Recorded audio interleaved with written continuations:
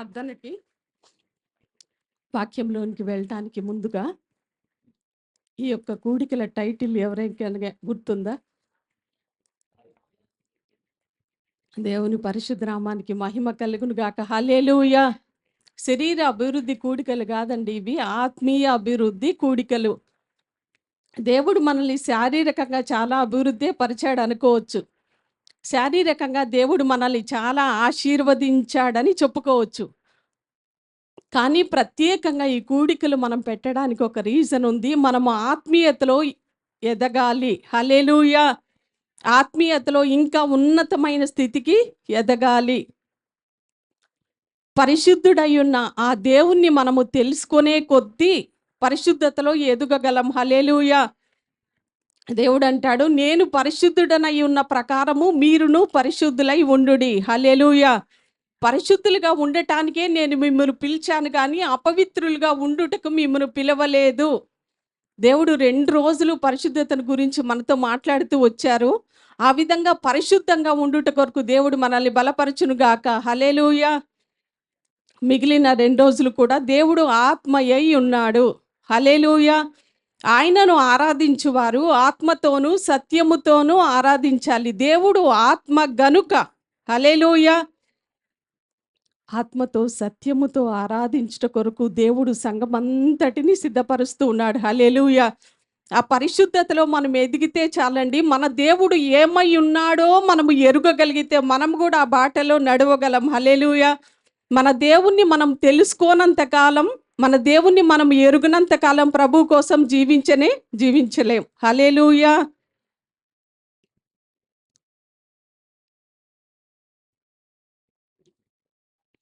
ఈ రోజున దైవజనులు వాక్యం చెప్పమని అడిగారు. ప్రభు నన్ను సిద్ధపరిచి ఈ స్థలానికి తీసుకుని వచ్చారు. దేవుడు ఏం మాట్లాడుతూ ఉన్నారో మీతో జాగ్రత్తగా వినాలని ఆశపడుతూ ఉన్నా. మందిరంలో ఉన్నవారు కానీ, లైవ్లో ఉన్న వారు కానీ ఆసక్తిగా వింటారని నేను ఆశిస్తూ ఉన్నా. హల్లెలూయా. ఎఫెసీలోకి రాసిన పత్రిక, మైకున్న వాళ్ళు ఎవరైనా ఒకళ్ళు గట్టిగా చదవండి.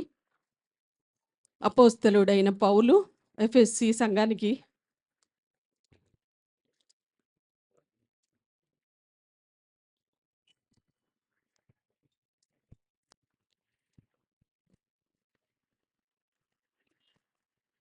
అపోస్తలుడైన పౌలు ఎఫెసీ సంఘానికి రాసిన పత్రిక 4వ అధ్యాయము 15వ వచనం ఎవరైనా ఒకళ్ళు గట్టిగా చదువుతూ ఉండగా అందరూ ఆ యొక్క వచనాన్ని చూద్దాం.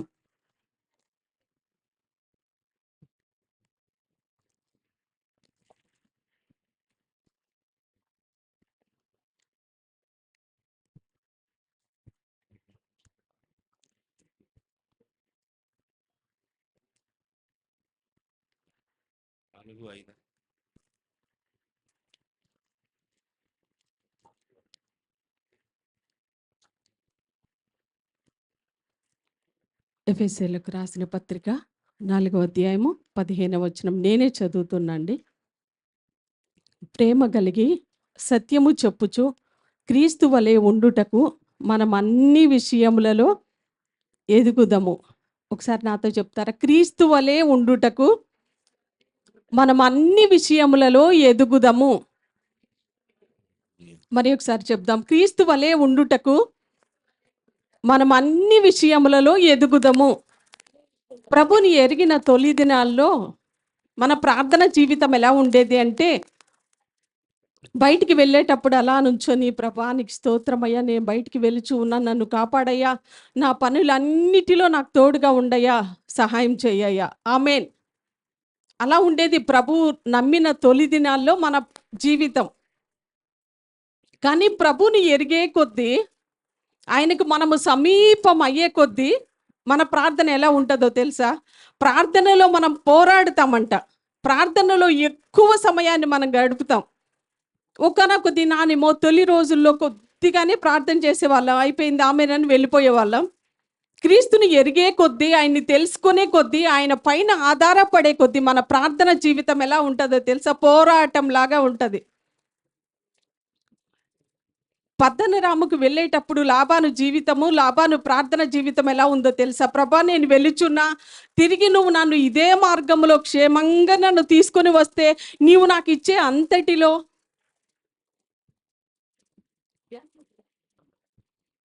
పద్దనరాముకు వెళ్తున్న యాకోబు దేవుని సన్నిధిలో ప్రార్థిస్తూ ఉన్నాడు, ప్రభా, నేను ఇదే మార్గంలో మళ్ళీ నేను తిరిగి వచ్చేటప్పుడు నువ్వు నాకు క్షేమాన్ని ఇస్తే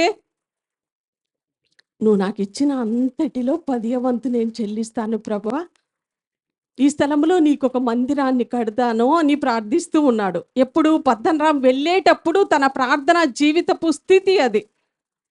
కానీ తను తిరిగి వచ్చేటప్పుడు ఎలాగ దేవుని దగ్గర నేర్చుకున్నాడో, ఆయన ప్రార్థన జీవితం ఎలా మారిపోయిందో మీకు చెప్పనా?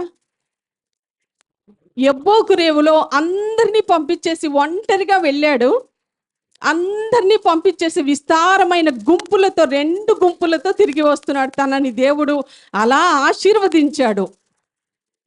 కానీ తిరిగి వచ్చేటప్పుడు తన ప్రార్థనా జీవితం ఏంటో ఒకసారి మీరు చెప్తారా? త్వరగా చెప్పండి. ఎవరు చెప్పట్లా? హల్లెలూయా. డిస్టర్బెన్స్గా ఉందా ఈ మైక్? కొంచెం పర్వాలేదా? హల్లెలూయా. ఇది చాలా బరువుగా ఉంటుంది.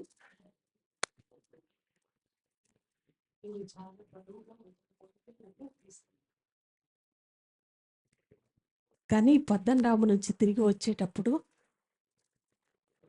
అంత సమూహం ఉన్న అందరినీ పంపించేసి ఒంటరిగా మిగిలిపోయి దేవునితో పెనుగులాడుతూ ఉన్నాడంట. రాత్రంతా ఒక్కటే మాట, ప్రభా, నీవు నన్ను ఆశీర్వదిస్తేనే కానీ నేను విడిచిపెట్టను. గట్టిగా పట్టేసుకున్నాడు యేసయ్యను. నాకు టైం అయిపోతుంది, నన్ను వదిలేసి నేను వెళ్ళిపోవాలి, తెల్లవారే వరకు ఈ ప్రాంతంలో నేను ఉండకూడదు అన్నా కూడా, లేదయ్యా, నువ్వు నా ఆశీర్వదించే వరకు నిన్ను వదలను. ఆత్మీయ అభివృద్ధి కూడికలు. ఆత్మీయ అభివృద్ధి కూడికలు. ఒకానొక రోజున మన ప్రార్థనా జీవితం, దేవానికి స్తోత్రము, నేను వెళ్తున్నా, సహాయం చెయ్యి, ఆమేన్. కానీ ప్రభుని తెలుసుకునే కొద్దీ, ఎరిగే కొలది దేవునితో పోరాడే స్థాయికి మనం వస్తాం. హల్లెలూయా. ఆత్మీయతలో అభివృద్ధి అంటే అదేనండి. ఇంకా ఒకవేళ మీలో ఎవరైనా పొద్దున్నే లెగిసి, ప్రభానికి స్తోత్రమయ్యా, రాత్రంతా కాపాడావు, నీకు వందనాలయ్యా, ఈ దినమంతా నన్ను, నా కుటుంబాన్ని, నా బిడ్డలను, నా భర్త చేసే పని కాపాడయ్యా, ఆమేన్ అనే స్థాయిలో ఒకవేళ మీరు ఉంటే ఈ రాత్రికాల సమయంలో దయచేసి నేను చెప్తూ ఉన్నా, ఆ స్థాయి మనకు ఆశీర్వాదాన్ని తీసుకొని రాదు. అది ఒకప్పుడు అండి. చిన్నపిల్లలు అప్పుడే మాట్లాడేటప్పుడు నానమ్మ అనమంటే నా అమ్మ నా అమ్మ అంటూ ఉంటారు. మనకు ముద్దుగా ఉంటుంది. వాళ్ళు సగం సగమే మాట్లాడతారు కొన్ని మాటలు. కరెక్ట్ వర్డ్ చెప్పలేరు వాళ్ళు. కానీ పెద్దయ్యాక కూడా అలాగే చెప్తే ఎలా ఉంటుంది? పెద్దయ్యాక స్పష్టంగా మాట్లాడతారు. నానమ్మ, డాడీ పిలుస్తున్నారు, రా నానమ్మ. ప్రభుని ఎరిగి మనం ఎంతకాలం అయిందండి? ఒకానొక రోజున మన స్థితి, వాక్యము చదివే విషయంలో పొద్దున్నే లెగవంగానే ఫస్ట్ క్యాలెండర్ ఎక్కడుందా అని వెతుక్కుంటాం. ఆ క్యాలెండర్ దగ్గరికి గబగబా వెళ్ళి, నీ దేవుడైన యెహోవా నీ పనులన్నిటిలో నీకు తోడుగా ఉన్నాడు, అయిపోయింది, దేవానికి స్తోత్రమయ్యా. అదే మనము దేవునితో గడిపే జీవితం. వాక్యముతో మనము చేసే సహవాసము. ఒకప్పుడు ప్రభు నమ్మిన తొలి దినాల్లో మన సహవాసం అదే. కానీ రాను దేవుని వాక్యముతో మనం గడిపే జీవితం ఎలా అవుతుందంటే, కొన్ని చాప్టర్స్ మనం దేవుని సన్నిధిలో కూర్చున్నామంటే కనీసం ఒక 10 చాప్టర్స్ అయినా చదవకుండా లెగవాలా అనిపించదు మనకి. ఒకప్పుడు మందిరానికి వచ్చే విశ్వాసుల్ని సరిగ్గా పలకరించే వాళ్ళం కూడా కాదు. మందిరానికి వస్తాం, మనం ప్రక్కనే కూర్చుంటాం, చాలామంది ఉంటారు, వాళ్ళు ఎంతో అవసరతల్లో ఉంటారు, ఎన్నో బాధల్లో వాళ్ళు ఉంటారు. కానీ ఏదో చర్చికి వచ్చాము, వెళ్ళిపోతున్నాం. అది మన జీవితం, ఒకప్పటి ఆత్మీయ జీవితం.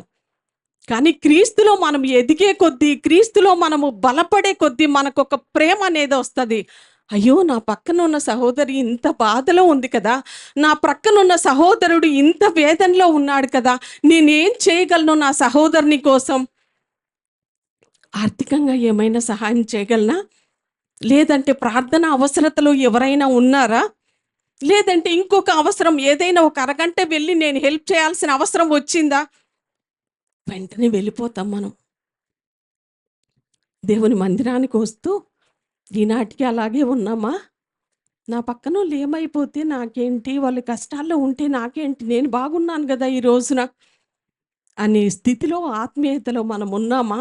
లేదంటే ఎవరైనా ఏదైనా ఒక సమస్య వచ్చిందంటే మనం ఆ సమస్య వలె ఇంతకు ముందు కూడా చెప్పా. రిక్కీ విషయంలో మనము ప్రారంభంలో మామూలుగానే ప్రార్థన చేశాం. నేనైతే ఇప్పుడు చెప్పగలను. రిక్కీ కోసం ప్రేయర్ చెయ్యండి, చెయ్యండి అని చెప్పేదాన్ని. కొన్నిసార్లు ఆ బాధనంతా నేను తీసుకొని ఒకవేళ నా కుమారుడే అలాంటి పరిస్థితిలో ఉంటే నాకెంత వేదన ఉండేది, నాకెంత బాధ ఉండేది, నేను ఆ సమయంలో ఉండగలిగేదాన్ని అని నేను తీసుకొని ప్రార్థన చేయటం, ఎదుటి వాళ్ళకి అలా చెప్పటం నేను ప్రారంభించా. ఈ రోజున రెక్కీ కోసం ప్రేయర్ చేయండి అని నేను ఎవ్వరితో చెప్పను. వాళ్ళ హృదయాల్లో గుర్తుంచుకొని కన్నీళ్లతో దేవుణ్ణి వేడుకుంటున్నారు. నాకు తెలిసి సొంత కుమారుడి కంటే ఎక్కువగా కన్నీటి ప్రార్థన చేస్తున్నారు. ఒకవేళ ఈ రోజున నేను అడగను, దేవుడే మిమ్మల్ని ప్రశ్నిస్తున్నాడు అనుకోండి. ఎవరిని పట్టించుకోలేని స్థాయిలో మనముంటే, దేవుడు మన ఆత్మీయతలో మనల్ని బలపరచి, ఆత్మీయతలో ఉన్నతమైన స్థితికి దేవుడు మనల్ని నడిపించునుగాక. హల్లెలూయా! అపోస్తలుడైన పౌలు ఎఫెసీ సంఘానికి రాస్తూ అంటూ ఉన్నాడు. ఆ సంఘముతో మాట్లాడుతూ ఉన్నాడు. ఆ సంఘ బిడ్డలందరితో మాట్లాడుతూ ఉన్నాడు. మీరు ఎలా ఉండాలి అంటే ప్రేమ గలిగి సత్యము చెప్పుచు క్రీస్తు వలె ఉండుటకు మనం అన్ని విషయములలో ఎదుగుదము. ఈ రోజున నా యొక్క మెసేజ్ ముఖ్య టైటిల్ ఏంటి అంటే క్రీస్తు వలె ఉండుటకు ఎదుగుట.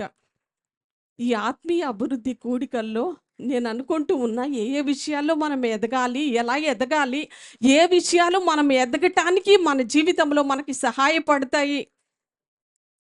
దేవుడు ఆ మాటల్ని ప్రేరేపించి తీసుకొని వచ్చారు. రాసుకునే వాళ్ళు చక్కగా రాసుకోండి.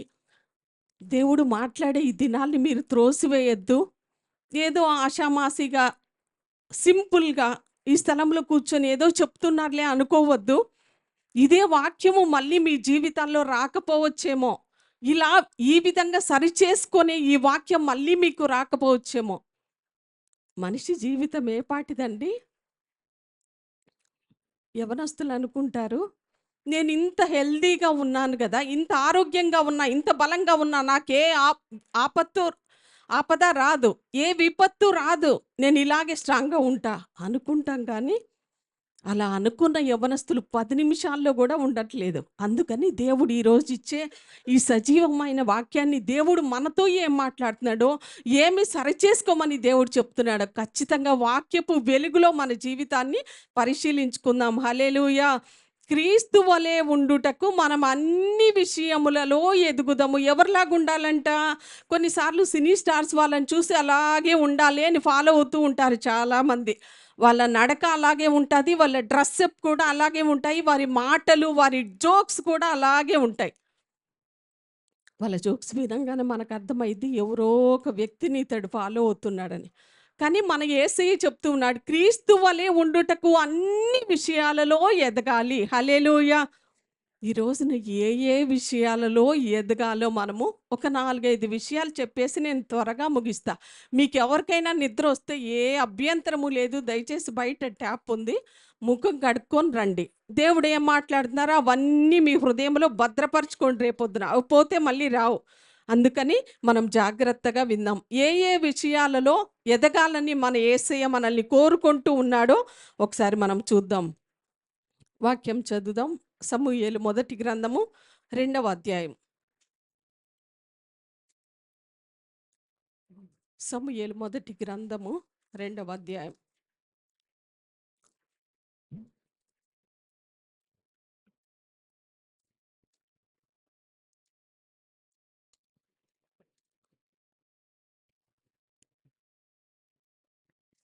అందరు తీశారండి. సమూయేలు మొదటి గ్రంథం మొదటిగా 2వ అధ్యాయము 11వ వచనం నేనే చదువుతున్నాను. సెకండ్ లైన్‌లో, అయితే ఆ బాలుడు యాజకుడైన ఏలీ ఎదుట యెహోవాకు పరిచర్య చేయుచుండెను. అదే పేజీలోనే 3వ అధ్యాయము 1వ వచనం చదువుతున్నా. బాలుడైన సమూయేలు ఏలీ ఎదుట యెహోవాకు పరిచర్య చేయుచుండెను. చూసారండి? ఒకసారి ఇటు చూడండి. ఇంకొక వచనం కూడా చదివిస్తా. అప్పుడు మీరు ఒక క్వెషన్‌కి ఆన్సర్ చేయాలి. క్వెషన్స్ ఉంటాయి, ఆన్సర్ చేయాలి. అందుకని మీరు చదివేటప్పుడు జాగ్రత్తగా వినండి. 2వ అధ్యాయము 26వ వచనం చదువుతున్నా. బాలుడగు సమూయేలు ఇంకను ఎదుగుచు యెహోవా దయయందును మనుష్యుల దయయందును వర్ధిల్లుచుండెను. ఈ 3 వచనాల్లో ఇటు చూస్తారండి అందరూ, ఇంకా చదివేశాం కదా! ఈ 3 వచనాల్లో ఒక కామన్ వర్డ్ ఉంది. అదేంటో త్వరగా చెప్పండి. సూపర్. అలా మీరు చదివితే, అలా జ్ఞాపకం ఉంచుకుంటే దేవుని వాక్యం చాలా బావుంటది. బాలుడగు సమూయేలు. బాలుడు అంటే చిన్న పిల్లవాడు గదా! ఇతను చిన్న పిల్లవాడే గాని పరిచర్య చేస్తూ ఉన్నాడంట. హల్లెలూయా! ఏ ఏ విషయాలలో ఎదగాలో దేవుడు మనతో మాట్లాడుతూ ఉన్నాడు. మొదటిగా పరిచర్య చేసే విషయంలో మనం ఎదగాలంట. ఆత్మీయ అభివృద్ధి కూడికల్లో ఉన్న మీరు ఏ ఏ విషయాలలో ఎదగాలి అని ప్రభు కోరుకుంటూ ఉన్నాడంటే, పరిచర్య చేసే విషయంలో ఎదగాలంట. ఈ సమూయేలు మనం చూస్తే చాలా చిన్న పిల్లవాడే. చిన్న పిల్లలు ఏం పరిచర్య చేస్తారండి? సపోజు శ్రేష్ఠ, శ్రావ్య ఉన్నారు. అమ్మ మీరు పరిచర్య చేయండి దేవుని మందిరంలో అంటే, ఆ చిన్న పిల్లలు ఏమన్నా పరిచర్య చేయగలరా? వాళ్ళు చిన్న పిల్లలు గదా! ఈ పాస్టమ్మ గారేంటి ఆ చిన్న పిల్లల్ని కూడా వదిలిపెట్టకుండా చిన్న పిల్లలకి పని చెప్తున్నారేంటి అనుకుంటాం మనం. కానీ సమూయేలంట బాలుడుగానే ఉన్నాడు, కానీ దేవునికి అతను పరిచర్య చేస్తూ ఉన్నాడంట. ఆ బాలుడు దేవుని ఎదుట పరిచర్య చేస్తూ ఉన్నాడు. ఏం పరిచర్య చేస్తూ ఉన్నాడు? ఏమేం పనుండి ఉండొచ్చండి? మందిరంలో దీపము పెడుతూ ఉన్నాడు. ఆ దీపం ఆరకుండా చూస్తూ ఉన్నాడు. బలిపీఠము దగ్గర ఆ దీపము నిత్యము మండుచూ ఉండాలి. దేవుని మందిరములో బలిపీఠం దగ్గర దీపము నిత్యము మండుచూ ఉండాలి. మరి ఆ మండే దీపానికి ఏం అవసరమో ప్రతి క్షణము చూసుకుంటూ ఉన్నాడు. మరి మందిరానికి ఎంతో మంది ప్రజలు వస్తారు కదండి, ఆ మందిరం అంతా క్లీన్ చేయాలి. అవునా కదా? సపోజు పరిచర్య అంటే చర్చ్ క్లీనింగ్ ఒకటి. ఏంటో పరిచర్య మీరు గబగబా చెప్తారా కొన్ని? పరిచర్య అనంగానే ఒకటి చెప్పాను నేను, చర్చ్ క్లీనింగ్. ఆ! ఆ! ఇంకా గబగబా చెప్పేయండి త్వరగా. చైర్స్ ఏయటం, మ్యాట్‌లేయటం అక్కడక్కడే తిరుగుతున్నారు. ఇంకా? ఆ! ఇంకా రావాల్సినవి రావట్లా. చర్చిలో ఏమేం పరిచర్య జరుగుతుంది చూస్తున్నారు కదా! అదేం పెద్ద మర్మం ఏం గాదుగా. పాటలు పాడుతున్నారా లేదా? వాక్యం చెప్తున్నారా లేదా? పాటలు పాడేది పరిచర్య కాదా? వాక్య పరిచర్య కాదా? దైవజనులు మనకెంతగానో పరిచర్య చేస్తూ ఉన్నారు. మనం అనుకుంటాం పాస్టర్ గారు కాబట్టి వాక్యం చెప్తున్నారు. అది కూడా ఒక పరిచర్యేనండి. మేమందరం మీకు పరిచర్య చేస్తున్నాం. నేను కూడా ఒక విధంగా పాటలు పాడుతూ పరిచర్య చేస్తూ ఉన్నా. పాస్టమ్మ గారికి ఏంటి చక్కగా నేర్చుకొనొచ్చి అవలీలగా సింపుల్‌గా పాడేస్తున్నారు. మీరు పాడండి కంటిన్యూగా ఒక 4 పాటలు. ఆ పాటల వెనకాల ఎంత శ్రమ ఉంటదో, ఎంత కష్టం ఉంటదో మీకు అర్థమవుతది. వాక్యం ప్రిపేర్ అయ్యి మీరు చెప్పండి. దాని వెనకాల ఎంత కష్టం ఉంటదో, ఎంత శ్రమ ఉంటదో, ఎంత ప్రెషర్ ఉంటదో, ఎంత కన్నీళ్లుంటదో. ఆ కిట్టు, సీనుయే గదా! ఎప్పుడు నార్మల్‌గా కొడతా ఉంటారా? ఏదో నేర్చుకున్నారు కొడుతున్నారు. ఏం అవసరం వాళ్ళకి? మేమేం డబ్బులివ్వలా ప్యాడ్స్ నేర్చుకోమని. తనే ఖర్చు చేసి ప్యాడ్స్ నేర్చుకున్నారు. ఆ పిల్లలు చక్కగా పరిచర్య చేస్తున్నారు. వాళ్ళు గూడా పరిచర్యే. మాతో సమానమే. ఇంకేం పరిచర్యలు ఉన్నాయండి? సువార్త పరిచర్య. మీలో చాలామంది చేస్తున్నారు ఆ పని. సపోజు మన చర్చ్‌కి ఒక కొత్త సిస్టర్ వచ్చారు. కొత్త వాళ్ళని చూసినప్పుడు నాకు చాలా సంతోషం అనిపిస్తది. అంటే మా చర్చ్ నిండిపోతుందనే ఉద్దేశం నా లోపల అసలెక్కడా ఉండదు. ఎందుకంటే దేవుని చిత్తంలో ఉన్న వాళ్ళు మాత్రమే ఇక్కడ ఉంటారు.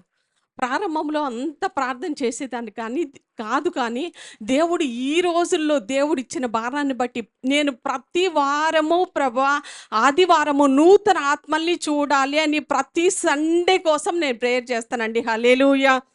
నీ చిత్తములో ఉన్న బిడ్డల్ని ఈ ప్రాంతానికి నువ్వు మమ్మల్ని ఎందుకు తీసుకొని వచ్చావో, నీ చిత్తములో ఉన్న బిడ్డల్ని ప్రతి ఆదివారం నేను నూతన ఆత్మలు చూడాలయ్యా అని ప్రార్థన చేస్తా. ఎవరైనా కొత్తగా వచ్చినప్పుడు చూస్తే నాకు చాలా సంతోషం అనిపిస్తుంది. ప్రభా ఈ బిడ్డల్ని నీ యొక్క చిత్తంలో ఉన్నారు అనుకుంటా. లీడియా విషయంలో కూడా ఎక్కడో తను వెళ్ళేది, కానీ దేవుడు ఎలా తీసుకొని వచ్చాడో నాకు తెలియదు. కానీ ఈ రోజున మందిరంలో స్థిరపరిచి ఆ బిడ్డను బాప్తీసం తీసుకొని ఈ మందిరంలో నాటబడిన బిడ్డగా ఉంది. ఎన్ని శ్రమలు వచ్చినా బాధలు వచ్చినా తనకు తెలుసు ఆ దేవుడు గొప్ప దేవుడు. ఈ రోజున ఎక్కడి నుంచో ఆ బిడ్డను తీసుకొచ్చి ఇక్కడ స్థిరపరిచాడు. హల్లెలూయా. నేను ఒక్కటే అనుకుంటూ ఉంటా, ప్రభా నీ చిత్తమును బట్టి నీకు స్తోత్రం. దేవుని పరిచర్య చేస్తూ ఉన్నామండి. చాలాసార్లు నేను చెప్తూ ఉంటా, నేను బైబిల్ కాలేజ్ చదివేటప్పుడు బాత్రూమ్స్ డ్యూటీస్ ఉండేవి మాకి. చాలా విసుక్కుంటూ చేసేవాళ్ళు. కానీ నేను హ్యాపీగా ప్రభానికి స్తోత్రమయ్యా, ఆ బాత్రూమ్స్ కడుక్కుంటూ ప్రభానికి స్తోత్రమయ్యా అనేదాన్ని. శనివారం మాకు హాలిడేనే ఉండేది. అప్పుడు అక్కడున్న సేవకులు ప్రిన్సిపాల్ సార్ కానీ సూపరింటెండెంట్ సార్ కానీ వాళ్ళ ఇంటికి పనికి ఎవరైనా హెల్ప్ చేయడానికి రావాలి అంటే అది మన ఓన్గా అనమాట. మనం ఇష్టపడి వెళ్ళాలి. ఎవరు పిలవరు, అవేం డ్యూటీస్ వేసేవాళ్ళు కాదు. ఎవరైనా మీరు రావచ్చు హెల్ప్ చేయటానికంటే చాలామంది వెళ్ళేవాళ్ళు కాదు. మేము చదువుకోవాలి అని ఏదో ఒకటి చేసుకుంటూ ఉండేవాళ్ళు. కానీ నేను ఒక అక్క ఉండేది, సీనియర్ అక్క. ఎవరు మమ్మల్ని పిలిచేవాళ్ళు కాదు. సైలెంట్గా మేము ఇద్దరు వెళ్ళి వాళ్ళ ఇంట్లో పనులన్నీ చేసి బాత్రూమ్స్ కడిగి బూజు దులిపి అన్నీ చేసి వచ్చేవాళ్ళం. నేను ఎందుకు ఇది చెప్తూ ఉన్నానంటే, పరిచర్య చేయటం దేవుడు నాకు నేర్పించాడు. ఒకప్పుడు నేను దేన్నైతే విత్తానో మనస్ఫూర్తిగా ఈ రోజున నాకు కూడా దేవుడు పరిచర్య చేసే వాళ్ళని చాలామందిని ఇచ్చే. కొన్నిసార్లు నేను పిలవనండి. మందిరంలో పనికైతే కొన్నిసార్లు వచ్చి చేస్తారు. కానీ ఇంటిలో దైవజనుల ఇంటిలో కూడా పని చేయటానికి నేనొస్తా. కొన్నిసార్లు నేనే ఆపేస్తా వద్దు అని. ఇంట్లో పనంతా చేసి వెళ్ళే దేవుని బిడ్డలు ఉన్నారు. మళ్ళీ వాళ్ళేమీ లేనోళ్ళు కాదు, మంచిగా ఉన్నోళ్ళే. కానీ ప్రతి చిన్న పని వాళ్ళ ఇంట్లో చేయకపోయినా ఇక్కడికి వచ్చి పని చేసి వెళ్తారు. పరిచర్య చేసే మనసు ఉందా అండి? ఆత్మీయంగా మనం అభివృద్ధి చెందాలనే ఆశ ఉంటుంది. పరిచర్య చేసే మనసు లేకుండా ఆత్మీయంగా నేను ఎదగలేననే చెప్పగలను. మనం ఎదగలేము. పరిచర్య చేసే మనసు లేకుండా మనం ఎదగలేము. ఎలాగని ముందుకు చెప్తా తర్వాత. అలాంటి మనసు ఉందా అని నేను అడుగుతున్నా. పాస్టమ్ గారు ఒకప్పుడు ఎప్పుడప్పుడు నాట్ సెంచరీ మాట చెప్పారు. ఇప్పుడేం చేస్తున్నారని మీకు ఒకవేళ ప్రశ్న రావచ్చేమో. ఇప్పటికీ ఒక కనబడని పరిచర్య నేను చేస్తూ ఉంటా. చెప్పడం నాకు ఇష్టం ఉండదు, కానీ మీరు కూడా నేర్చుకోవాలి, దేవుని పని చేయాలనే ఉద్దేశంతోనే చెప్తా. ఒకరోజు ఉపవాసం ఉండి శుక్రవారం దేవుని సన్నిధిలో ప్రార్థన చేసుకొని ఇంకా ప్రేయర్ అంతా అయిపోయాక కిందకి వెళ్దామని ఒకసారి వాష్రూమ్కి వెళ్ళా. చాలా భయంకరంగా ఉంది ఆ వాష్రూమ్. గబగబా కిందకెళ్ళి ఓపిక లేదు నాకు. అయినా గబగబా హార్పిక్ అవన్నీ తెచ్చి నీట్గా బాత్రూమ్ నీట్గా కడిగి మనస్ఫూర్తిగా చేసే. అది కూడా ఎవరు చేయట్లేదేంటి, ఇలాంటి మనుషులేంటి అనే ఉద్దేశంతో కాదు. ప్రభా ఈ రోజున నీ సన్నిధిలో నీ చిన్న పరిచర్య చేసే కృప నాకు ఇచ్చావయ్యా. బాత్రూమ్ అంతా కడిగి నేను వెళ్ళా. ఏమాత్రం నీరసం లేదు. ఉపవాసంలో పనిచేసిన మీరు కాళ్ళు తుడుచుకొని వెళ్ళే మ్యాట్స్ అన్నీ నేను మనస్ఫూర్తిగా ఉతుకుతానండి. ప్రభా ఇటువంటి పరిచర్య ఇచ్చావు, నాకు స్తోత్రమయ్యా. ఒకప్పుడు అదే మనసే, ఇప్పుడు అదే మనసే. నీ పని నేను చేయాలి ప్రభా. ఎక్కడ కూడా గర్వం అనేది నాలో ఉండకూడదు, అహంకారం అనేది నాలో ఉండకూడదు. నీ సన్నిధిలో ఎప్పటికీ నేను పరిచర్య నేనేం చేయగలను, నాకున్న శక్తిని బట్టి, నాకున్న అవకాశమును బట్టి నేనేం చేయగలను అది నాకు చేయటానికి సామర్థ్యం కలుగు చేయి. పరిచర్య మనసు ఉందా అండి? దేవుని మందిరములో పరిచర్య చేస్తూ ఉన్న సమూయేలుకు ఒక సమయం వచ్చింది. ఏలీ వృద్ధుడైపోయాడు తెలుసు. కనీసం కళ్ళు కూడా కనపట్లేదు ఏలీకి. ఏలీని పద్దాకల తీసుకురావాలి మందిరంలో, ఆయన వాక్యం చెప్పే వరకు ఉంచాలి, మళ్ళీ తీసుకెళ్ళాలి, అవసరమైతే ఏలీకి ఏమన్నా హెల్ప్ చేయాలి, యాజకుడు ఆయన ఏలీకి చేయాలి, ఇటు దేవుని మందిరంలో చేయాలి, ఎప్పుడు దీపం మండుచు అన్నీ చూసుకుంటూ ఉన్నాడు. ఒకరోజు వచ్చింది సమూయేలుకి దేవుని వాక్యము ప్రత్యక్షమగుట అరుదైన ఆ రోజుల్లో. నాకు ఆ మాట చాలా ఇష్టమండి. దేవుని వాక్యము ప్రత్యక్షమవుట అరుదైన ఆ రోజుల్లో దేవుని పరిచర్య చేస్తూ దేవుని మాటను పొందుకున్నాడు. గట్టిగా చెప్పలేరా? ఇంకా గట్టిగా చెప్పలేరా? కొంచెం గట్టిగా చెప్పండి, మీ నిద్ర పారిపోద్ది.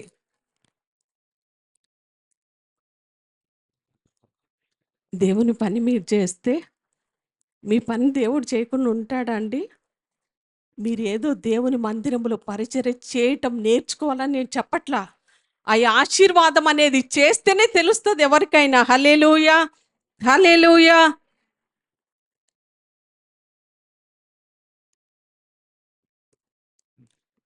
యేసుక్రీస్తు ప్రభువారు ఒక మంచి మాట అంటారు.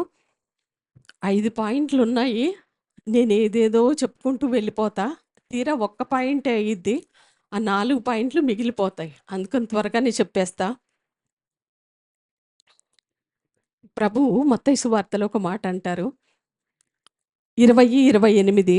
మీరు చదవాల్సిన అవసరం లేదు, రాసుకోవాలి అనుకున్న వాళ్ళు ఒకసారి రాసుకోండి. మత్తయి సువార్త 20:28 నేనే చెప్తున్నా చూడండి.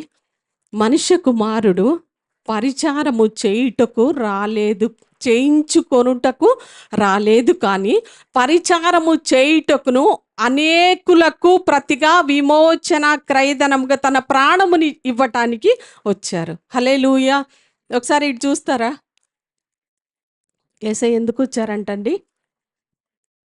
పరిచారము చేయించుకోవటానికి ఆయన రాలే, పరిచారము చేయటానికే వచ్చాడు ఆయన. ఏం పరిచారం చేశారు ఒకసారి త్వరగా చెప్పేస్తారా మీరు? ఏం చేశాడు యేసయ్య పరిచర్య? త్వరగా చెప్పండి గుర్తొచ్చిన వాళ్ళు.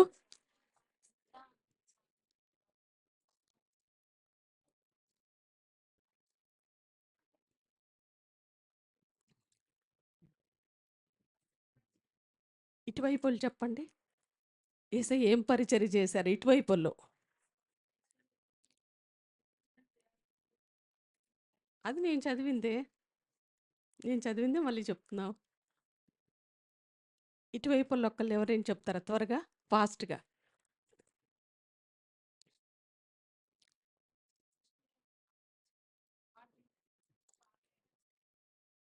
ఆయన సృష్టికర్త అయి ఉండి పరిచర్య అనగానే చాలా ప్రాముఖ్యమైన ఒక్క మాట మనకు గుర్తు రావాలి.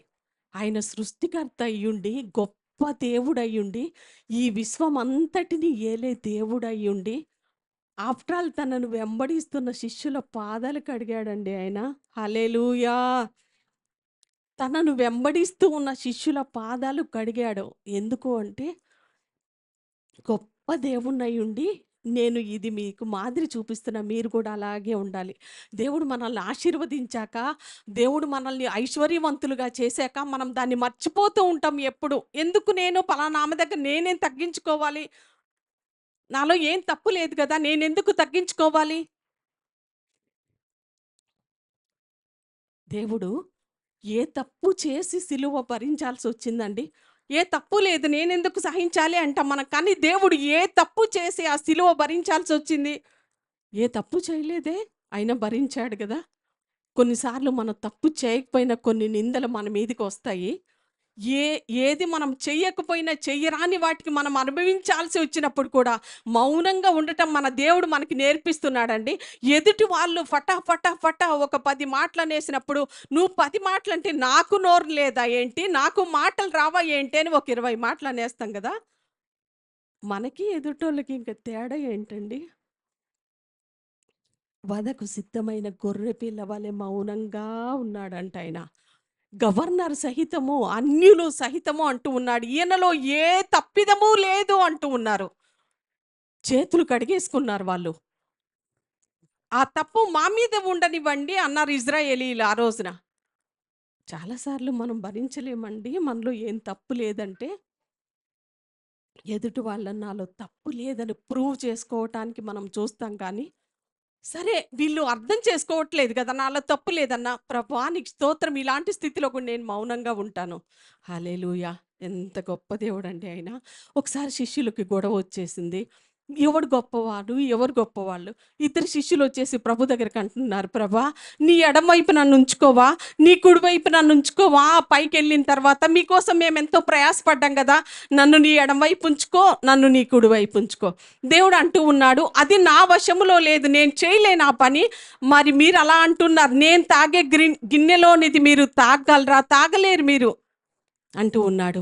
కానీ దేవుడు ఆ సమయంలో ఒక మంచి మాట, మీలో ఎవడు గొప్పవాడై ఉండాలని అనుకుంటాడో వాడు పరిచారము చేసేవాడై ఉండాలి. హల్లెలూయా!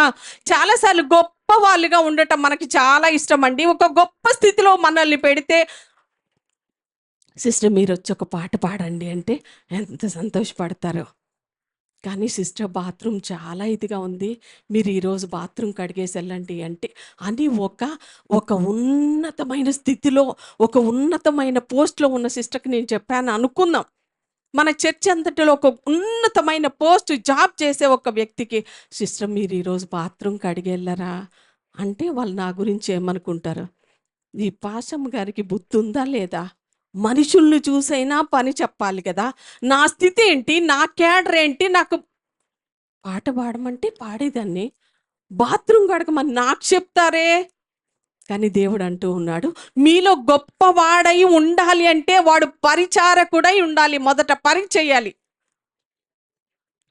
దేవుడు ఆ విధంగా పరిచర్య చేసే విధంగా దేవుడు మనల్ని బలపరచునుగాక. హల్లెలూయా! రెండవ దానికి నేను వెళ్ళిపోతూ ఉన్నా. మనము ఆత్మీయతలో ఎదిగే స్థితిలో మనం ఉండాలంటే పరిచర్య మనము చేయాలండి. క్రీస్తు వలె ఎదగటానికి, మరి క్రీస్తు వలె ఉండటానికి మనం మొదటగా పరిచర్య చేసే వాళ్ళమై ఉండదు. రెండవదిగా మందిరములో నాటబడిన వారై ఎదగాలి. కీర్తనల గ్రంథం 92, 12, 13 చదవండి.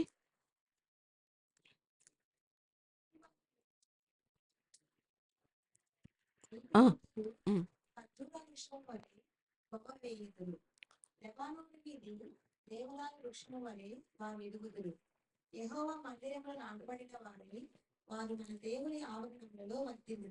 హల్లెలూయా! హల్లెలూయా! ఎలా ఎదగాలంటండి మనము? దేవదారు వృక్షము వలె ఎదగాలంట. హల్లెలూయా! మొదటగా పరిచర్యలో మనం ఎదగాలి. పరిచర్య చేయటం మనం నేర్చుకోవాలి. రెండవదిగా దేవుని మందిరములో నాటబడిన వారి వలె ఉండాలి. నీతిమంతులు ఖర్జూర వృక్షం వలె మొవ్వ వేస్తారంట. లెబానోను మీది దేవదారు వృక్షం వలె వారు ఎదుగుతారు. దేవదారు వృక్షాలు చాలా ఉన్నతమైన స్థితికి చాలా హెచ్చుగా పెరుగుతాయంట. దేవుడు అంటూ ఉన్నాడు, దేవుని సన్నిధిలో ఉండే వాళ్ళు ఎప్పుడు అలా వర్ధిల్లగలరు, ఎవరు అంత ఉన్నతమైన స్థితికి ఎదగగలరు అంటూ, యెహోవా మందిరములో నాటబడిన వారై వారు మన దేవుని ఆవరణములలో వర్ధిల్లుదురు. దేవుని మందిరములో ఎప్పుడైతే మనము నాటబడతామో దేవదారు వృక్షముల వలె ఒక ఉన్నతమైన స్థితికి మనము ఎదగగలము. హల్లెలూయా! దేవుని సన్నిధిని ఎప్పుడు పోగొట్టుకోకూడదండి. దేవుని సన్నిధి ఎక్కడ దొరికిద్ది? దేవుని మాట ఎక్కడ దొరికిద్ది మనకి? దేవుని మందిరంలోనే కదా. ఆ యొక్క మాటను పోగొట్టుకోవటానికి మనం ఇష్టపడకూడదు. కొంతమంది చూడండి, మీకు తెలుసు ఇయర్లీ వన్స్ వచ్చే వాళ్ళు ఉన్నారా లేరా మందిరానికి? ఇయర్లీ వన్సే కనబడతారు వాళ్ళు. ఎప్పుడు అంటే క్రిస్మస్కి మాత్రమే కొంతమంది కనబడతారు. అప్పుడు వచ్చే వాళ్ళు మళ్ళీ వస్తారా? రాలేరు కదా. ఇంకా కొంతమంది దేవుని బిడ్డలు ఓన్లీ సండే మాత్రమే కనబడతారు, మళ్ళీ రారు. బుధవారం రారు, గురువారం రారు, శనివారం రారు, మిగిలిన వారాలు ఎప్పుడూ దేవుని మందిరంలో కనబడరు. అలాగుంటే దేవుని సన్నిధిలో మనము ఎదగగలమా? దేవుని సన్నిధి ప్రాముఖ్యత ఎప్పుడు మనం తెలుసుకుంటామో ఆ దేవుని సన్నిధిని పోగొట్టుకోవటానికి ఇష్టపడమండి. ఎన్ని కష్టాలున్నా, ఎన్ని బాధలున్నా, ఎన్ని శ్రమలున్నా దేవుని సన్నిధిలో కనబడటానికి నాకు ఈరోజు మనసంతా చాలా బాధగా ఉంది, వేదనగా ఉంది, అయినా నా దేవుని సన్నిధిలో నేను కనబడతాను. హల్లెలూయా! అటువంటి వారు మాత్రమే ఆ ఆత్మీయతలో అభివృద్ధి చెందగలరు. మనమున్న స్థితిలోనే మనం ఉంటూ ఉంటే దేవుడు పెట్టిన క్రమములో మనం ఎదగలేకుండా ఉంటే ఆత్మీయతలో బడలేము. దేవుని సన్నిధి యొక్క ప్రాముఖ్యత ఎరిగిన కయ్యను ఒకరోజు అంటూ ఉన్నాడు, చేసిన తప్పును బట్టి దేవుడు దూరంగా నెట్టేశాడు కయ్యనును. ఆ దేవుని సన్నిధిలో నుంచి, ఒకప్పుడు దేవుని సన్నిధిని అనుభవించిన కయ్యను తప్పు చేసిన తర్వాత, పాపం చేసిన తర్వాత, దేవుడు వెలివేసిన తర్వాత ఒకరోజు అంటూ ఉన్నాడు, నాకు ఆ మాట చాలా బాధను కలిగిస్తుంది.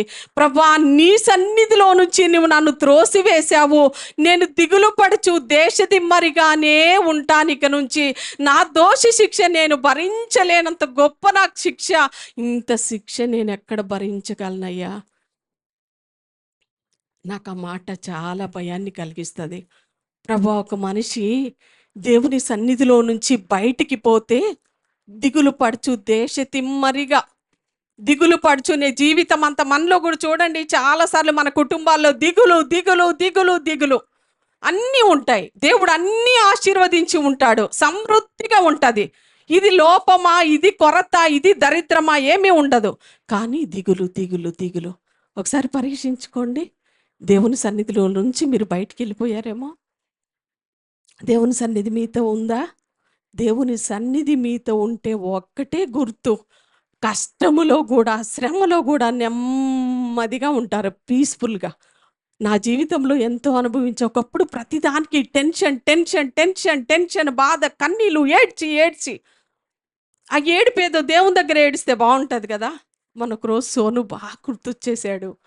బిర్యానీ చేస్తున్నా, సోను బాగా గుర్తొచ్చేసి ఏడ్చి ఏడ్చి బాగా ఏడ్చేస్తున్నా, గట్టి గట్టిగా తట్టుకోలేక. మళ్ళీ నాకు నేనే అనుకుంటున్నా, చీ ఏంటి అసలు సోనుని చూడాలనిపించి నేను ఇంతగా పిచ్చిగా ఏడుస్తున్నానేంటి? ఈ పిచ్చి ఏడిపేదో సోను కోసం ప్రార్థన చేస్తే దేవుడు ఆశీర్వదిస్తాడు కదా అని దేవుడు నా మనసు మార్చి ఆ ఏడుపు ఆపేసి, ఇంకా ప్రభా నా బిడ్డను ఆశీర్వదించయ్యా, ప్రభా నా బిడ్డను బలపరిచయ్యా, ఎవరూ లేని స్థలంలో నా బిడ్డను ఆశీర్వదించయ్యా, నీవే తోడుగా ఉండయ్యా. పిచ్చి వాటికి ఏడుస్తూ ఉంటాం. దేవుని సన్నిధి మనతో ఉంటే కష్టంలో కూడా, శ్రమలో కూడా, బాధల్లో కూడా. ఈ రోజున చూడండి విశ్వాసులు, నాకు కొద్దిమంది సమస్యలు చెప్పినప్పుడు నాకు అనిపిస్తుంది లోపల, వాళ్ళని చాలాసార్లు కౌన్సిల్ చేస్తూ ఉంటాను. దేవుడు నాకు ఇచ్చిన జ్ఞానాన్ని బట్టి వాళ్ళకి కౌన్సిల్ చేస్తూ సంతోషపడుతూ ఉంటా. దేవుడు నాకు కూడా అనేక విషయాలు నేర్పిస్తూ ఉంటాడు. నేను మాట్లాడే మాటల్లో వాళ్ళ సమస్యలు నాతో చెప్పినప్పుడు అనుకుంటా, ప్రభువా, ఈనాటికి కూడా ఈ బిడ్డలు నిన్ను నమ్మి ఇన్ని సంవత్సరాలై కూడా ఆఫ్టర్ ఆల్ ఒక చిన్న సమస్య రాగానే ఈ సమస్యలో దేవుడు ఉంటే ఎందుకు నాకు ఇలా జరుగుతుందని ప్రశ్నించే స్థాయిలో ఉన్నారంటే, ఆత్మీయతలో ఎలాంటి స్థితిలో ఉన్నారు వీళ్ళు అనేది నేను క్యాల్కులేట్ చేసుకుంటూ ఉన్నా. హల్లెలూయా. ఒకప్పుడు మన ప్రార్థనా జీవితం చిన్నదే, మెల్లమెల్లగా దేవునితో పోరాటం మనకి అలవాటు అవ్వాలి. హల్లెలూయా. దావీదు కూడా ఒక రోజున అంటూ ఉన్నాడు, పాపం చేసిన తర్వాత, ప్రభువా నీ పరిశుద్ధాత్మ నా యొద్ద నుంచి తీసివేయొద్దయ్యా, నీ సన్నిధిలో నుంచి నన్ను త్రోసివేయవద్దయ్యా. అటువంటి దేవుని సన్నిధి మనకి ఎందుకండి అర్థం కావట్లేదు? ఎందుకని దేవుని సన్నిధికి ప్రతి చిన్న దానికి దేవుని సన్నిధిని పోగొట్టుకుంటూ ఉన్నా?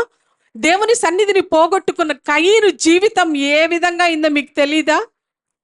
దిగులు పడుచు దేశ దిమ్మర్లాగా అయిపోయాడు, జీవితకాలం అంతా దిగులే. కానీ హేబేలు మాత్రం నీతిమంతుడిగా ఉండి దేవుని సన్నిధిలో ఉండి దేవుని యొద్ద సంతోషపడుతూ ఉన్నాడు.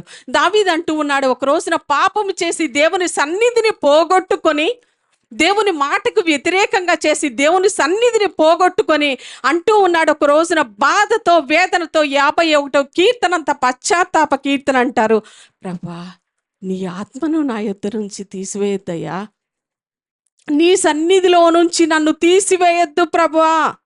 అర్థమైంది దావీదుకి, దేవుని సన్నిధిలో నుంచి నేను బయటికి వెళ్ళిపోతే నా జీవితము శాపగ్రస్తమే. హల్లెలూయా.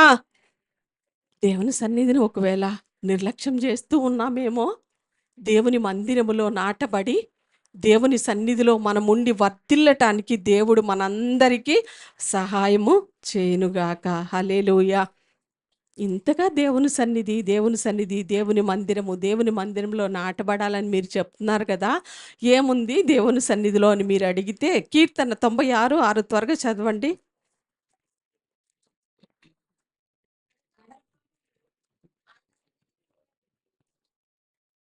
చదవండి. ఘనత, ప్రభావము, బలము, సౌందర్యము. ఇంకా చాలా వచనాలు ఉన్నాయి చెప్పుకుంటూ వెళ్తే ఇలాగా.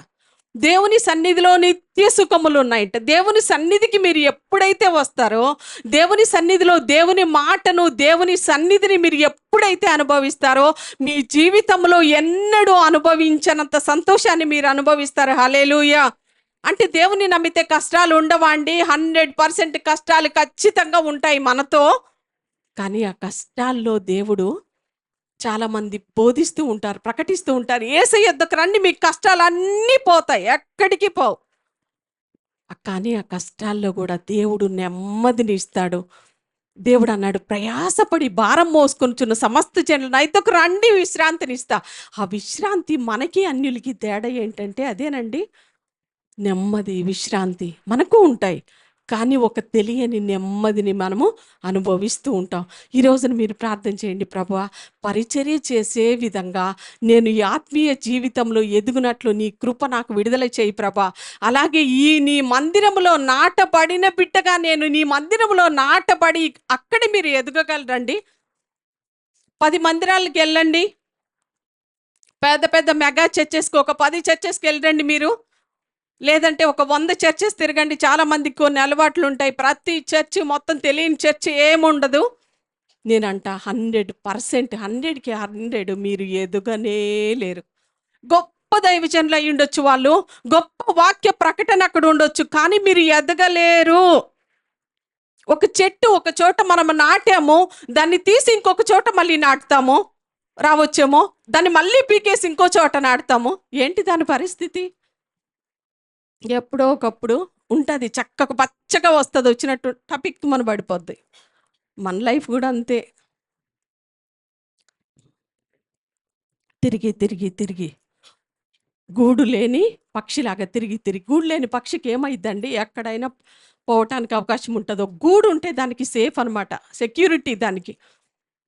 ఖచ్చితంగా ప్రభా ఈ మందిరంలో ఎదిగే బిడ్డగా నన్ను ఆశీర్వదించయ్యా అని ప్రార్థన చేద్దాం. హల్లెలూయా, హల్లెలూయా. మూడవదిగా రక్షణ విషయంలో ఎదగాలంట. పేతురు రాసిన మొదటి పత్రిక 2వ అధ్యాయం ఒకసారి చదవండి.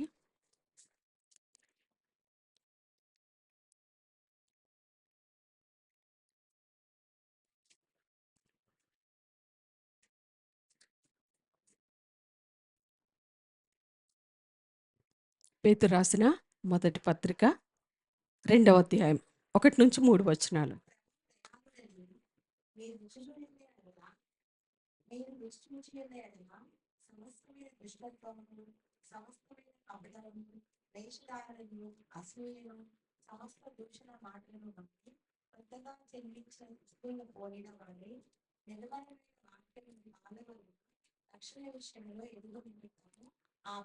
అపేక్షించుడి. చాలండి, ఒకసారి ఫస్ట్ చెప్తారా? గుర్తుందా అసలు మీకు? మొత్తం కన్ఫ్యూజ్ అయిపోయారా? ఫస్ట్ చెప్తారా ఏ విషయంలో ఎదగాలి మనం? పరిచర్య విషయంలో ఎదగాలి. రెండవదిగా దేవుని మందిరములో నాటబడిన వారై ఎదగాలి.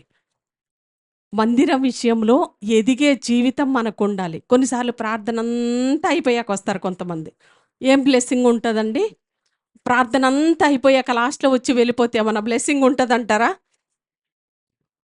మనం సపోజ్ ఏదైనా ఒక ట్రైన్కి వెళ్తున్నాము, టైం అంతా అయిపోయాక వెళ్తామా? 2 గంటలకి ట్రైన్ అంటే 4 గంటలకు వెళ్తామా? ఏ టైంకి వెళ్తాము రైల్వే స్టేషన్కి? ముందుగానే వెళ్తాం. సపోజ్ ఎవరైనా వేరే అబ్రాడ్ వెళ్తున్నారు అనుకుందాం, ఎయిర్పోర్ట్కి ఎన్ని గంటల ముందు వెళ్ళాలో తెలుసా మీకు? ఆ టైంకి వెళ్ళొచ్చు కదా, ఫ్లైట్ ఉన్న టైంకి వెళ్తే బాయ్ అని చెప్తారు. సంతోషంగా మీ ఇంటికి వెళ్ళండి, రెస్ట్ తీసుకోండి, పాపం మీకు ఫ్లైట్ ఎక్కి ఇంత టెన్షన్ ఎందుకు, ఇంత ప్రెషర్ ఎందుకు, సమయం అయిపోయింది వెళ్ళిపోండి అంటారు. మన ఆఫీస్కి టైంకి వెళ్తా, కానీ చర్చ్ విషయంలో మాత్రం చాలా బ్యాక్గా ఉంటాం. దేవుడు అన్నీ చూస్తూ ఉన్నాడండి, దేవుడు అన్నీ పరిశీలిస్తూ ఉన్నాడు. దేవుని మందిరానికి వచ్చే విషయంలో ఇంత ఆలస్యం చేస్తే నేను అనుకుంటాను చాలాసార్లు, మందిరానికి ప్రతిసారి ఆలస్యంగా వస్తున్నారు అనుకోండి, రేపు పొద్దున రాకడలో కూడా ఆలస్యం అయిద్దేమో అని నేను అనుకుంటా లోపల. ఖచ్చితమే కదా అది. బుద్ధి లేని కన్యకలు, బుద్ధి కలిగిన కన్యకలు ఎలా ఉన్నారు? వీళ్ళేమో సిద్ధపడి ఉన్నారు, వాళ్ళకి సిద్ధపడలేదు. గబగబ వెళ్ళి పరిగెత్తుకుంటే వెళ్ళి తీసుకొచ్చారు. అయ్యా అయ్యా తీ అంటే అయిపోయింది టైం, డోర్ వేసేసారు. నేనంట ఇక్కడ శరీర సంబంధమైన జీవితంలోనే ఒక క్రమమైన జీవితం అలవాటు అవ్వనప్పుడు దేవుని మందిరంలో రేపొద్దున దేవుని రాజ్యంలో క్రమం ఎలా వస్తుందండి మనకి? దేవుడు ఇదంతా సాదృశ్యంగా ఎందుకు ఇచ్చారు? రేపొద్దున ఎల్లప్పుడూ ఉండబోయే ఆ రాజ్యములో మనకు కూడా ఒక క్రమం కలిగి భూమి మీద రేపొద్దున దేవుడు అంటే అక్రమం చేయవారులారా నా ఎదురు నుంచి పొండి, మీరు ఎవరో నాకు తెలీదు. కాబట్టి నా మాటలు విని వాటి చొప్పున చేయు ప్రతి వాడును బండ మీద తన ఇల్లు కట్టుకొనిన బుద్ధిమంతుని పోలి ఉండును. దేవుని మాటలు వింటూ ఉంటే మనం కట్టబడుతూ ఉంటాం, మన జీవితాలు కట్టబడుతూ ఉంటాయి. దేవుని మాట వినకుండా మనం ఇంట్లోనే ఉంటే శరీర సంబంధుల్లాగానే ఉంటాం. చూడండి, ఇప్పటికీ ప్రభువుని నమ్మి ఈ మందిరానికి ప్రారంభం నుంచి వస్తూ ఉన్న కొంతమంది బిడ్డలు ఇప్పటికీ శరీర సంబంధంగానే ఆలోచిస్తూ ఉన్నారు. ఎందుకంటే ఇక్కడ చెప్పే మాటలు ఎక్కట్లేదు వాళ్ళకి. కొద్దిమంది ఏమో ఆ మాటలు విని సరిచేసుకొని బండ మీద తన ఇల్లు కట్టుకొని బుద్ధిమంతుల్లాగా ఉన్నారు. వానొచ్చింది, వరద వచ్చింది, తుఫాన్ వచ్చింది, ఆ ఇంటి మీద బలంగా విసిరి కొట్టింది. ఆ ఇంటి పాటు గొప్పది కాబట్టి తొనకలేదు, బెనకలేదు. నేను అందుకే అంట, విశ్వాస జీవితంలో శ్రమలు వస్తే ఓ పడిపోవాల్సిన అవసరం లేదు, ఏడవాల్సిన అవసరం లేదు. దేవుడు ఉన్నాడు. కరిష్మా పాస్టర్ గారు ఎప్పుడన్నా ఊరికి వెళ్తే కొంచెం అటు ఇటుగా భయపడతా ఉంటుంది. నేనున్నా కూడా అంటే కొంచెం ధైర్యం ఉంటుంది. వాళ్ళ డాడీ ఉన్నంత ధైర్యంగా ఉండలేదు. వాళ్ళ డాడీ రాగానే చాలా ధైర్యంగా ఉంటుంది. ఎందుకంటే మా డాడీ ఉన్నారు. ఏ దొంగ వచ్చినా పట్టుకున్నా పట్టుకోపోయినా, పాస్టర్ గారు పట్టుకున్నా పట్టుకోపోయినా మా డాడీ ఉన్నారు, ఇసిరి అవతల పడేస్తారా అనుకుంటుంది అమ్మాయికి అంత ధైర్యం. శ్రమలొస్తే శ్రమలేం చేస్తాయండి మనల్ని, బాధలొస్తే బాధలేం చేస్తాయి అనే స్థాయికి ఎప్పుడు ఎదగగలమో తెలుసా? కాబట్టి నా మాటలు విని వాటి చొప్పున చేయి ప్రతివాడు బండ మీద ఇల్లు కట్టుకుని నా బుద్ధిమంతుని పోలి ఉండును. వానొచ్చింది, వరదొచ్చింది, తుఫాను విసిరి ఆ ఇంటి మీద బలంగా కొట్టింది, ఆ ఇల్లు అడ్రస్ లేకుండా లెగిసిపోయింది. ఎవరి ఇల్లది? దేవుని మాటను బట్టి కట్టుకోని జీవితాలు అలాగుంటాయన్నమాట. చిన్న కష్టం రాగానే అడ్రస్ ఉండము ఇంకా మనం.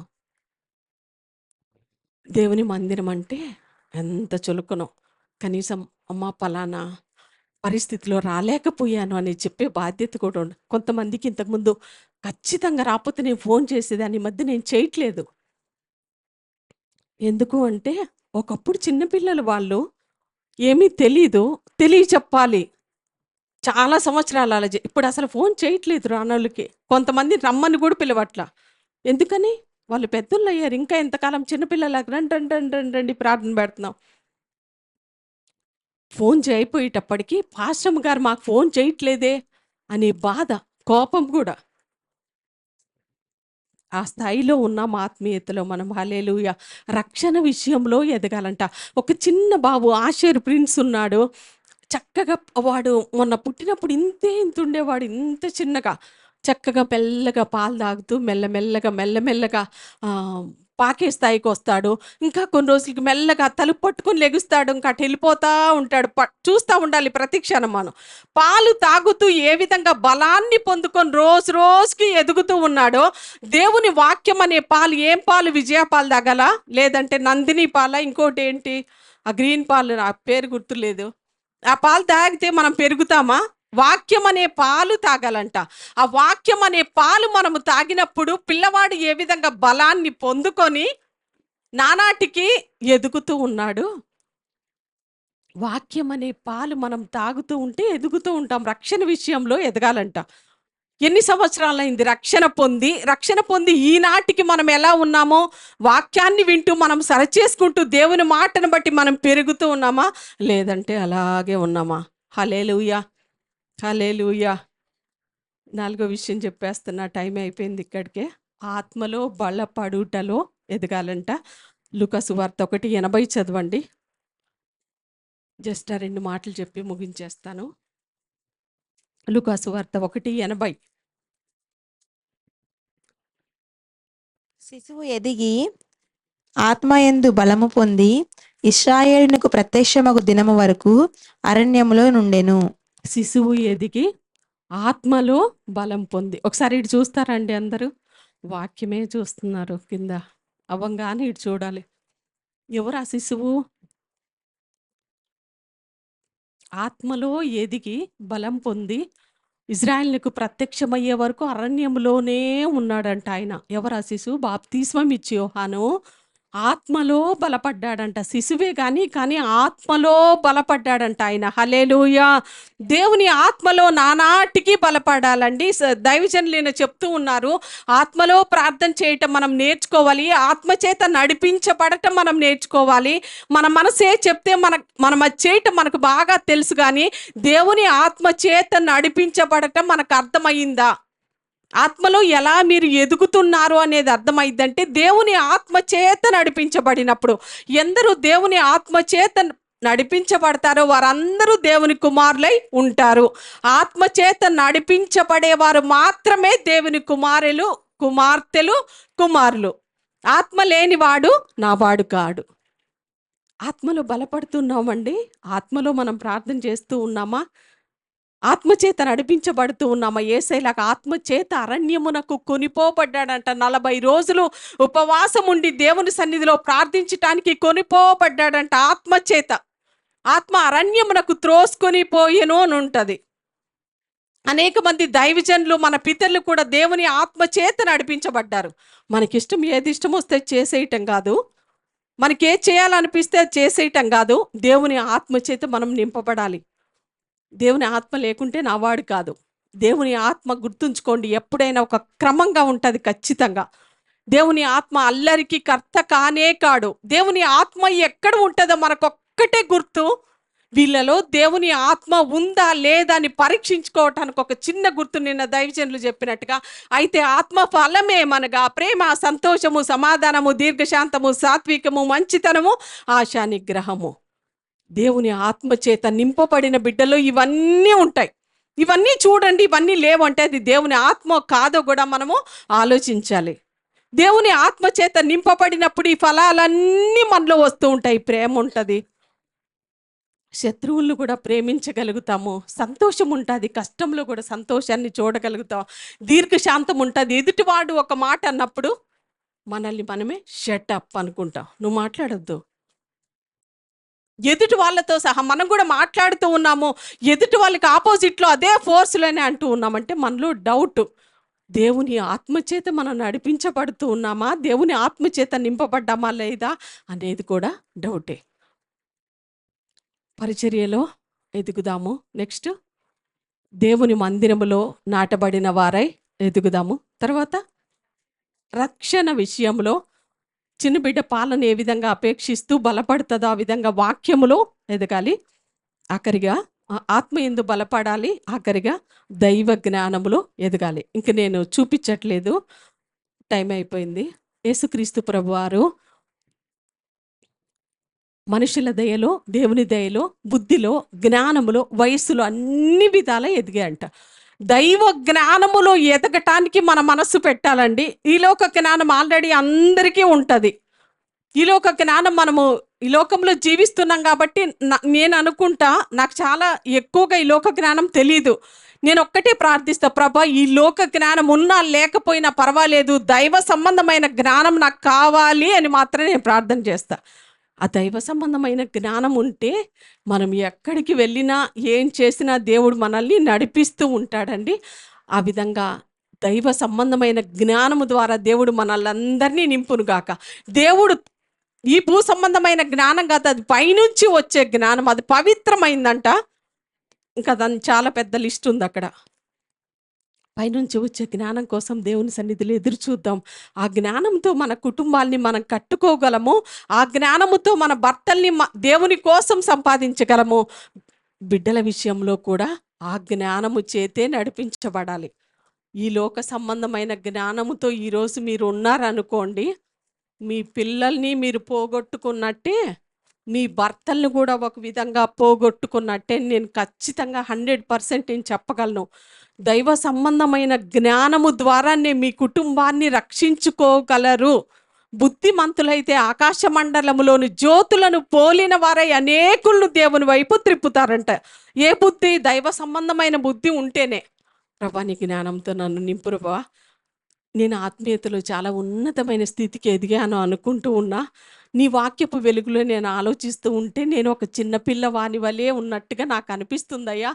నన్ను ఆత్మలో ఎదిగే బిడ్డగా, ఆత్మీయంగా నేను ఇంకా అభివృద్ధి చెందే బిడ్డగా నాకు సహాయం చేయమని దేవుని సహాయాన్ని కోరుకుందాం. మరి దైవజనులకు కూడా నా హృదయపూర్వక వందనాలు. ఇట్టి మంచి అవకాశాన్ని నాకు కల్పించినందుకై దైవజనులకు కూడా నా హృదయపూర్వక వందనాలు. మీ అందరికీ కూడా నా హృదయపూర్వక వందనాలు. ఆమేన్.